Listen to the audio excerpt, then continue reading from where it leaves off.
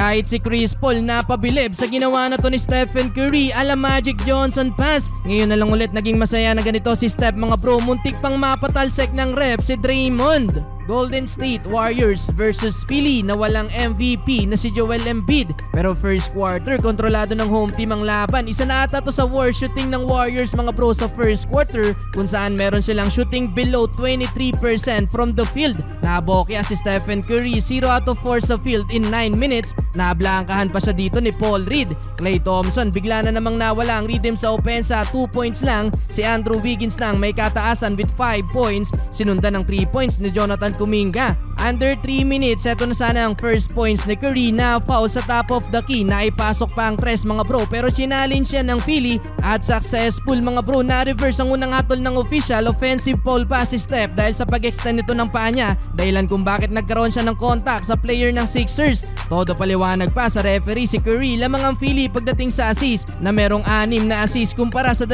lang ng Warriors, though low scoring ang laban mga bro, 22-15 end of first quarter. Second quarter, lumamang pa ng double digit ang Philly bago magsimula ang run ng Warriors. 10 to nating run mga bro, nagsimula yan sa corner 3 points ni Klay Thompson. Nakaka-attack mode naman si Jonathan Kuminga. Lester Quiones ang tinawag noong susunod na Jordan Poole nung Summer League. Nakakapukol ng 2 tres. Burado bigla ang kalamangan dyan ng Philly. Moses Moody balik lineup sa Warriors at nakakapagtala din ng isang 3 points. Umabot sa 4 ang lead ng Warriors. First 2 points si Stephen Curry ay galing sa free throw mga bro ng ma-foul ni Springer. Medyo alat pa ang all-star guard ng Philly na si Tyrese Maxey. Gandang step back jumper kontra sa depensa ni Wiggins. Though sumagot ang Warriors dunk para kay Kuminga at driving layup naman para kay Wiggins. Last 50 seconds mga bro, na warningan pa ng referee si Draymond Green nang ayaw tumigil sa kakareklamo. Kahit etong si Steph napamim-pace na lang ang officials, well lamang ng 3 points ang Golden State.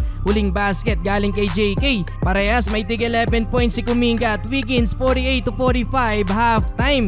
Entering the third quarter, solid start para sa Golden State. 13-3 run mga bro, nang huli na sa ilalim si Draymond Green. Walang nagawa ang depensa ni Tyrese Maxey. Pinasayaw naman ni Steph ang bantay. First field goal pa lang yan ni Curry, pero abante na ng double digit dyan ng Warriors. Mukhang nakabuelo na din si Steph. Pasok ang step back wing 3-pointer. Sinundan din niya ng tres ni Wiggins. Lobo sa 17 points ang kalamangan ng Golden State. Leading scorer pa din si Andrew Wiggins with 21 points. Highlight sana for Stephen Curry, no look behind the back pass kay Kevon Looney.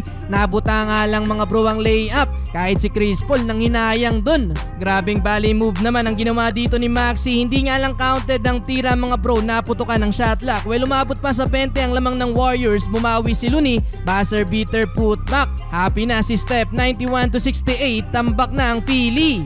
Well, fourth quarter, tuluyan pang namaga ang lamang ng Warriors mga bro, kung saan umabot pa yan sa 30. Kaya naman magang nakapagpahinga itong sila Curry at sa uli mga bro, panalo ang Golden State at currently may 2-game winning streak na sila. 18 points for Klay Thompson at Kuminga, 21 points para kay Wiggins, 9 points para kay Steph.